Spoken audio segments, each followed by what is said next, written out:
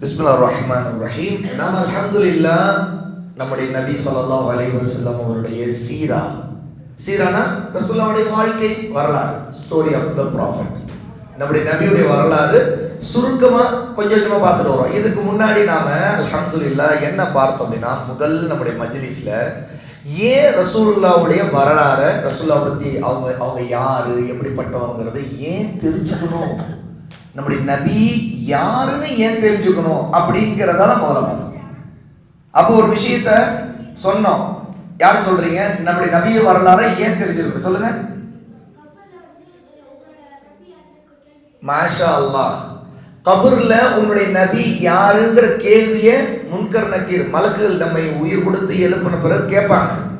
அப்போ நம்ம பதில் சொல்லணுமே.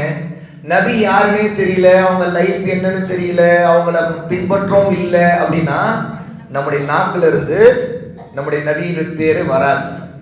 மன் நபியுக்க, உன்னுடைய நபி யார் அப்படின்னு மலக்கு கேட்பாங்க. முஹம்மது ஸல்லல்லாஹு அலைஹி வஸல்லம் பதில் வரணும்னா நபி யாருன்னு நமக்கு தெரிஞ்சிருக்கணும். நம்முடைய நபியுடைய பேரு விவரங்கள்ல தெரிஞ்சிருக்கணும்.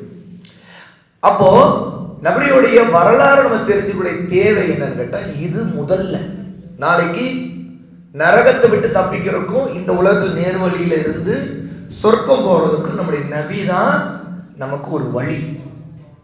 சரி, அந்த நபியுடைய பேரு மாஷா அல்லாஹ் முஹம்மது ஸல்லல்லாஹு அலைஹி வஸல்லம் தெரியும். அடுத்து அவங்களுடைய லீனேஜ், அவங்களுடைய வம்சாவளினா அவங்க யாருடைய மகன், அவங்களுடைய தாத்தா யாரு, தாத்தாவுடைய அத்தா யாரு, அவங்க எந்த கோத்திரம், அவங்களுடைய லாங்குவேஜ், அவங்களுடைய மொழி எந்த மொழி, அவங்க எந்த நபியுடைய பரம்பரைக்கு வந்தவங்க, இதெல்லாம் பார்த்தோமா இல்லையா? அல்ஹம்துலில்லாஹ். உங்கள சிலர் அந்த டைம்ல என்ட்ரி ஆகல, ஆனா இதுதான் நாம லாஸ்டா பார்த்தது. ஓகே, இப்போ நாம பார்க்க போறது who were his parents. just simple, உங்களுக்கு எல்லாருக்கும் தெரியும். his father was அப்துல்லா இப்னு அப்துல் முத்தலிப். இப்னுன்னு சொல்லி சொன்னார், அடுத்த வார்த்தை அவங்க தந்தை பேர் வருதுன்னு அர்த்தம், அவங்களுடைய ஃபாதர் நேம் வருதுன்னு. இப்போ உதாரணத்துக்கு ஃபர்தீன், உங்க பேர் என்ன? ஃபர்தீன். உங்க அத்தா பேரு சலாவுதீன்.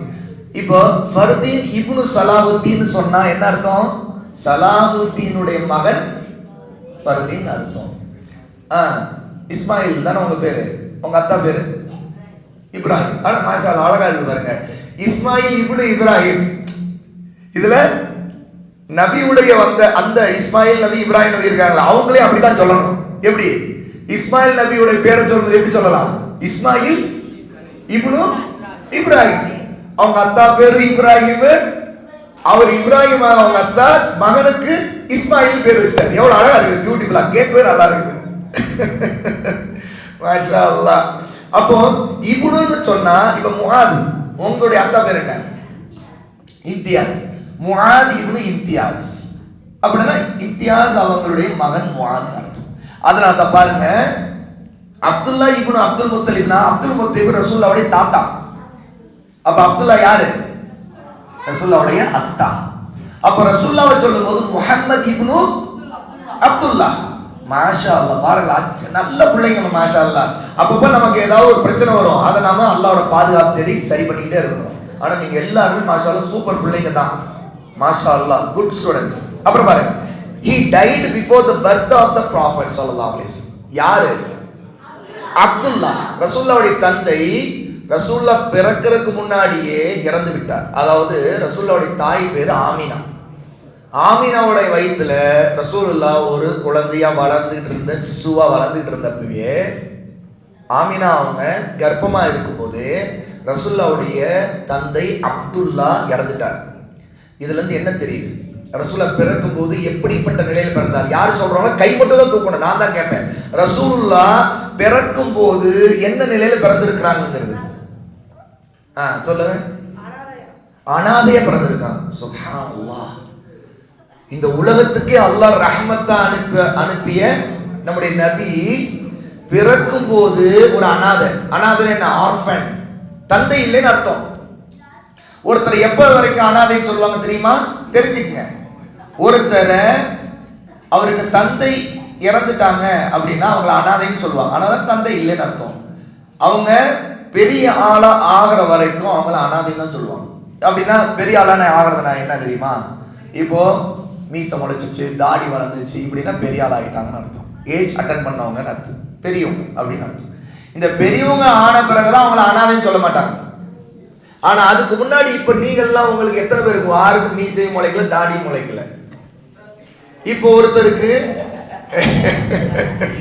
அவங்க வந்து பெரியவங்களா ஆயிட்டவங்க. விஷால் அண்ணன் வந்து பெரியவர், சரியா? பொதுவாகவே பாய்ஸ்ல கேட்டுக்குங்க, இன்ட்ரெஸ்டிங் ஒரு விஷயம் சொல்றேன். பாய்ஸ்ல யாரா இருந்தாலும் சரி 15 வயசு 15 அட்டன் ஆயிட்டா அவங்க வந்து பெரிய ஆளுன்னு அர்த்தம். எஸ், 15 மெச்சூர், பியூபர்ட்டி அடைஞ்சிட்டாங்க. பியூபர்ட்டினா பெரிய ஆளுங்க. அவங்க பக்கத்துல அவங்க எந்த லேடிஸ் பக்கத்துல போக கூடாது, அவங்க பக்கத்துல எந்த லேடியும் போக கூடாது. ஆமா, பெரிய ஆளுங்க. அவங்களும் எச்சரிக்கையா இருக்கணும், அல்லாஹ்வுக்கு அதிகம் பயப்படணும். ஏன்னா ஷைத்தான் என்ன செய்வான், 15 அது 15ங்கிறது ஹையஸ்ட், 15ங்கிறது ஹையஸ்ட். ஆனா ஒருத்தருக்கு 13 வயசு தான், அது லைட்டா மீசையெல்லாம் வந்துருச்சு, சரியா, லைட்டா தாடி வர ஆரம்பிச்சிருச்சு, அல்லது இங்க நம்முடைய ஆம்பிட் இருக்குல்ல, அக்குள்ள முடி வர ஆரம்பிச்சிருச்சுன்னு வைங்க, பெரிய பெரிய ஆளுன்னு அர்த்தம் அவங்க. ஆமா, நம்முடைய ஷரியத்துல நம்முடைய தீன்ல இந்த சட்டம் இருக்குது. ஆமா, அப்போ அவங்க அந்த நேரத்துல ஒருத்தர் அந்த மாதிரி அட்டன் ஆயிட்டான்னு வைங்களேன், அவருடைய ஃபாதர் இறந்துட்டாருனால கூட அவர் அனாதைன்னு சொல்ல மாட்டோம், சொல்லக்கூடாது. ஏன்னா ஏன் தெரியுமா, முஃபீத் அங்க பேசக்கூடாது. நான் பேசுறேன்னு என்கிட்ட தான் பேசணும், சரியா? எவ்வளவு முக்கியமான விஷயம் தெரிஞ்சிட்டு இருக்கீங்க, அல்ஹம்துலில்லாஹ். பாருங்க, அப்போ ஒருத்தர் அதிகபட்சம் ஒருத்தர் மீசை முளைக்கல, தாடிலாம் வளரல, ஆனா 15 ஆயிடுச்சுன்னா அவங்க பியூபர்ட்டி அடைஞ்சவங்க, அவ்வளவுதான், முடிஞ்சு போயிடுச்சு. அவங்கள பெரிய பையனா தான் பார்க்கணும். ஆமா, அதுவும் 10 வயசு ஆயிட்டாலே அவங்க வீட்டுக்குள்ளேயே கூட அவங்களுடைய பிரதர், ஒருத்தர் இருக்காங்க, பிரதர்ஸ், அண்ணன் தம்பி, அவங்க ஒன்னா படுக்க கூடாது, அவங்களை பிரிச்சு போடணும். ஒன்னா படுக்கக்கூடாது. நைட்டு தூங்கும் போது 10 வயசு ஆயிடுச்சுன்னா அவங்க பிரதர் அண்ணன் தம்பியா இருந்தா கூட ஒன்னா படுக்க வைக்க கூடாது. 10 வயசுலயே தனித்தனி போர்வை இருக்கணும். மேல போத்திக்கிற என்ன போர்வை, பிளாங்கெட் சம்திங், தனித்தனி போர்வை யூஸ் பண்ணிக்கணும். இந்த மாதிரி அல்லாஹ்வுடைய மார்க்கத்துல நம்ம கட்டளைகள் இருக்குது, அல்லாஹ்வுடைய ஆர்டர்ஸ் இருக்குது, நம்முடைய நபி சொல்லி கொடுத்துருக்காங்க. இப்ப என்ன விஷயம் தெரியுமா, நம்முடைய நபி பிறந்த நேரத்திலேயே ஆர்ஃபன் தான், ஏன்னா அவங்க தந்தை இறந்துட்டாங்க. நம்முடைய நபி அவங்க அத்தாவை கண்ணால பார்த்ததே இல்லை. இப்ப பாருங்க, நமக்கு அல்லாஹ் கொடுத்திருக்க பிளெஸ்ஸிங்கை நினைச்சு பாருங்க. யாருக்கு அல்லாஹ் அவங்களுடைய தந்தை இறக்கிற நிலையில ஆக்கிட்டானோ, அவங்க அதுவும் பியூபர்ட்டி அடையாம பெரிய பையனா ஆகாம சின்ன பிள்ளையா இருக்கிற நிலையில அவங்க வந்து தந்தை இழந்திருக்கிறாங்களோ, அல்லாஹ் அவங்களுடைய ஃபாதரை எடுத்துட்டாங்களோ, அப்படிப்பட்ட நேரத்தில் அவங்க ஒரு ஆர்ஃபனா இருக்கிறதுங்கிறது பல நேரத்தில் கஷ்டமான விஷயம். ஏன்னா நமக்கு ஒரு அவசரம், ஏதோ ஒன்று தேவை அப்படின்னா உடனே டக்குன்னு நம்முடைய ஃபாதர்கிட்ட சொல்லுவோம். ஆனால் அவங்களால சொல்ல முடியாது. அவங்க யாரை டிபெண்ட் பண்ணியிருக்காங்க, இப்போ மதர் தான் இருப்பாங்க, மதர்கிட்ட தான் எல்லாம் பேச வேண்டியது இருக்கும், சொல்ல வேண்டியது இருக்கும். மதரும் கஷ்டப்படுவாங்க. ஏன், அவங்களுக்கு ஒரு ஹஸ்பண்ட் இல்லை இல்லையா? அப்போ ஹஸ்பண்ட் இல்லைன்னா ஏதோ ஒரு கஷ்டம்னா உடனே அவங்களால முடியாது, உடனே ஒரு தேவை இது பண்ண முடியாது. சம்பாத்தியம், பணம், வசதி, தேவை, பல விஷயங்களுக்கு ஹெல்ப் பண்றதுக்கு ஆள் இருக்க மாட்டாங்க. ஏன், நம்ம கேம்ப்ல நம்ம இடத்துல இங்க வந்தவங்களே சிலருக்கு ஃபாதர் கூட இல்லை, அவங்க மதர் கஷ்டப்பட்டு கொண்டு வந்து படிக்கிறதுக்கு விட்டுட்டு போயிருக்காங்க. அப்ப அந்த அம்மாவுக்கு உங்க மதருக்கு எவ்வளவு கஷ்டம் இருக்கும், அதையெல்லாம் நினைச்சு பார்த்து நாம வந்து அல்லாஹ் நம்ம கொடுத்திருக்கிற பிளெஸிங்ஸ் எவ்வளவு பெரிய கருணை நம்ம காட்டியிருக்கான். அதாவது ஃபாதர் இல்லாட்டி கூட நம்ம மதர் இருக்கிறாங்க. இன்னும் சிலருக்கு ஃபாதரும் இல்லை, மதரும் இல்லை. ஒன்று தெரியுமா, இப்போ கண்டினியூ பண்ணி படிப்போம். ரசூலுல்லாஹ் பிறக்கும் போது ஃபாதர் இல்லை, கொஞ்ச காலத்தில் மதரும் இல்லை. படி, இங்க பாருங்க. His mother was Amina bint Wahb. பின்த்னு வந்திருக்குது, என்ன தெரியுமா, பின்த்னா மகள்னு அர்த்தம், டாட்டர். யாருடைய டாட்டர் ஆமினா? வஹப். அதாவது ரசூலுல்லாஹ்வுடைய தாத்தால அப்துல்லாங்கிற தந்தையுடைய தந்தை அப்துல் முத்தலிப், அவங்க அம்மா வழியில் உள்ள தாத்தா பேர் என்ன? வஹப். அப்புறம் இந்த ஆமினா தான் அவங்க அம்மா இல்லையா? பாருங்க, she died when the prophet was only 6 years old. 6 வயசு இருக்கும்போது நம்முடைய நபியுடைய அம்மாவும் இறந்துட்டாங்க. அப்ப என்ன தெரியுது, ரசூலுல்லாஹ் பிறக்கும் போது அவங்க அத்தாவை பார்க்கவே இல்லை. நாமளாவது அல்ஹம்துலில்லாஹ் பார்த்துருக்கோம், வாழ்ந்துகிட்டு இருக்கிறோம். 6 வயசு ஆகும்போது அம்மாவை இழந்துட்டாங்க. சுப்ஹானல்லாஹ், எப்படி இருக்கும்? 6 வயசு வரைக்கும். 6 வயசுங்கிறது அவ்வளோ விவரம் இல்லாத வயசு. உண்மையா இல்லையா? ஆமா. ரசூலுல்லாஹ் அம்மாவோடு ரொம்ப காலம் இருக்கல. 6 வயசு ஆகும்போதே அவங்க அம்மாவும் இறந்துட்டாங்க. அப்ப அம்மாவும் அத்தாவும் இல்லாத நிலையில தான் ரசூலுல்லாஹ் வளர ஆரம்பிச்சாங்க. நம்முடைய நபி ஸல்லல்லாஹு அலைஹி வஸல்லம் அல்லாஹ் இந்த சோதனையை அவங்களுக்கு கொடுத்தான். இதன் மூலமா நாம என்ன தெரிஞ்சிருக்கோம்னா, அல்லாஹ் அவனுக்கு ரொம்ப பிடிச்சமானவங்களுக்கு கூட சோதனை கொடுப்பான். இதை தெரிஞ்சுக்கணும். முதல்ல அல்லாஹ்வுக்கு நம்மை ரொம்ப பிடிக்குமா, நம்முடைய நபியை ரொம்ப பிடிக்குமா? நம்முடைய நபியை தான் ரொம்ப பிடிக்கும். ஏன்னா அல்லாஹ்வுடைய நபிமார்கள்லயே கிரேட்டஸ்ட் நம்முடைய நபி முஹம்மது ஸல்லல்லாஹு அலைஹி வஸல்லம். அவங்க தான் கடைசி நபியும் கூட. அவங்களுக்கு பிறகு அல்லாஹ் இந்த பூமியில யாரையும் நபி அனுப்ப மாட்டான், அனுப்பவும் இல்லை. நபி நம்முடைய நபியை அல்லாஹ்வுக்கு அவ்வளவு பிடிக்கும். ஆனா அல்லாஹ் சோதனை எப்படி கொடுத்தான்னா, குழந்தையா இருக்கும்போதே சோதனை கொடுத்தான். அதனால நல்லவங்களுக்கு சோதனையே டெஸ்டே இருக்காது, கஷ்டங்களே இருக்காதுன்னு நினைச்சிடாதீங்க. நம்முடைய நபி பிறக்கும் போது பிறந்ததிலிருந்தே அவங்களுக்கு கஷ்டங்கள் இருந்துச்சு. முதல்ல ஒரு அனாதையா தான் வளர ஆரம்பிச்சாங்க. 6 வயசுல அம்மாவை இழந்துட்டாங்க. இவ பாருங்க, அல்லாஹ் நமக்கு ஒரு கஷ்டத்தை கொடுக்குறானா, அது அல்லாஹ் நமக்கு வந்து தண்டனைங்கிற அர்த்தமான உடனே எடுத்துடக்கூடாது. நம்ம தப்பு செய்து ஒரு கஷ்டம் வச்சுன்னா அது தண்டனை தான், அது பனிஷ்மெண்ட் தான். ஆனா நம்ம நல்லா இருந்தும் ஒரு சோதனை, ஒரு சில கஷ்டம் வருதுன்னா அது தண்டனை இல்லை. அல்லாஹ் நம்முடைய ஈமானை சோதிக்கிறான். நாம எவ்வளவு பொறுமையா இருக்கிறோம்னு பார்க்கறான். அல்லாஹ்வுக்கு எல்லாம் தெரியும். ஆனா நம்முடைய லெவல், ஸ்டேட்டஸ் அதிகமாகும், நம்முடைய தரஜா அதிகமாகும், நம்ம கூலி அல்லாஹ்ட்ட அதிகமா கிடைக்கணும். அதுக்காக தான் அல்லாஹ் சோதிப்பான். பாருங்க, நம்முடைய நபிக்கே அவங்க அத்தா அம்மாவை 6 வயசுல மொத்தமா இழந்துட்டாங்க, அனாதையா வளர்ந்தாங்கன்னா நமக்கு வரக்கூடிய கஷ்டங்களை நினைச்சு போங்க. அவங்களுக்கு இருந்ததெல்லாம் பார்த்தா ஒண்ணுமே இல்லைன்னு நினைக்கலாம். ஒரு 4-5 நாள் ஆனாலே அம்மா அம்மா, அத்தா அத்தா, எங்க வாப்பா.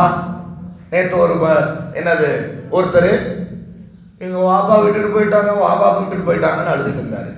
நான் வாப்பாட்ட பேசணும். நான் சொன்னேன், நீங்க பேசுறது கொடுக்கறது, நான் ஃபோன் கொடுக்கறது எனக்கு பிரச்சனை இல்லைம்மா. ஆனா நீ நல்லா ஹாப்பியா இங்க நல்லா இருந்தேன்னா நான் உனக்கு கொடுப்பேன். ஆனா நீ ஃபோன் போட்டு வாப்பா அப்படின்னீங்கன்னா அங்க வாப்பாவுக்கு ரொம்ப கஷ்டத்தை கொடுப்பீங்க. அதனால நான் போன தர மாட்டேன் அப்படின்னு. என்ன வாப்பா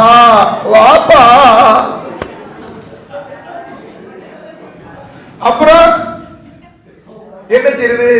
வாப்பா வந்துட்டா நான் என்ன செய்யணும்? நீ அங்க அழுதுட்டு இருந்தேன்னா போப்பா அப்படின்னு தான் சொல்லணும். அதனால நான் அப்படிலாம் சொல்ல விரும்பல. போனே உங்களுக்கு இல்லை அப்படின்ட்டேன். அதனாலதான் வார்னிங் நம்பர் 1, நீங்க நல்ல ஹாப்பியா நல்லபடி இருக்கிறீங்கன்னா தான் ஃபோன் கால் டைமுக்கு கொடுக்கறது. அதே மாதிரி போன்ல ஒரு தடவை நீங்க அழுகிற மாதிரி தெரிஞ்சு அங்க ட்ரிகர் பண்றீங்க, உங்க அத்தா அம்மாவை ட்ரிகர் பண்ணி சென்டிமெண்டா ஏதாவது அப்படி பேசுறீங்கன்ட்டு எல்லாம் கண்டுபிடிச்சிட்டு ஓ இப்படியா, வாப்பா சொல்லி வாப்பான்னு வார்த்தைக்கு அர்த்தம் வாப்பா தானா? இல்ல, உங்களுக்கு போனே இல்லைன்றேன். இது எப்படி? அல்லாஹ் கொடுத்த பிளெஸிங்ஸ் அனுபவிக்கணும். பாரு, அல்லாஹ்வுடைய மஸ்ஜித்ல உட்கார்ந்து இருக்கிறோம், மாஷா அல்லாஹ், அல்லாஹ்வுடைய நபியை பத்தி பேசுறோம். இதுல வெளியில என்ன நடக்கும்? அது தேவையா? அது யாரு? அதெல்லாம் தேவையா? அது தேவையில்லை. உங்களுக்கு தேவையில்லாத கேட்கக்கூடாது. ஆனா இது ஒரு மெசேஜ். என்னன்னா, இதுல இருந்து தெரிஞ்சுக்கணும், வாப்பான்னு சொல்றது பிரியமா வாப்பா மேல முகபத் இருக்கணும். அதெல்லாம் அப்படி கம்மியாக கூடாது. நம்ம நேசிக்கணும், அவங்களுடைய கஷ்டத்தை பார்க்கணும். எல்லாம் அவங்க நமக்கு என்ன நல்லது நினைக்கிறாங்களோ அதுக்கேற்ற மாதிரி நாமும் அந்த நல்லதை கத்துக்கணும். நல்ல விஷயங்களுக்காக கோஆப்ரேட், ஒத்துழைக்கணும். ஆனா சான்ஸ் அல்லாஹ் கொடுத்த பிறகும் இதை வேற மாதிரி டைவர்ட் பண்ணா நான் கபக்குள் பிடிச்சுக்குவேன், நான் விட மாட்டேன். எப்படி? Come on quick. அப்போ நம்முடைய நபியுடைய அம்மா பேரு ஆமினா இல்லையா? அவங்களுடைய அத்தா பேரு வஹப். ஆனா நம்முடைய நபியுடைய அம்மா 6 வயசுல மூத்தாயிட்டாங்க. So the Prophet sallallahu alaihi wasallam was born and grew up as an orphan without a father or a mother. அதை எக்ஸ்பிளைன் பண்ணிட்டாங்க. ஓகே.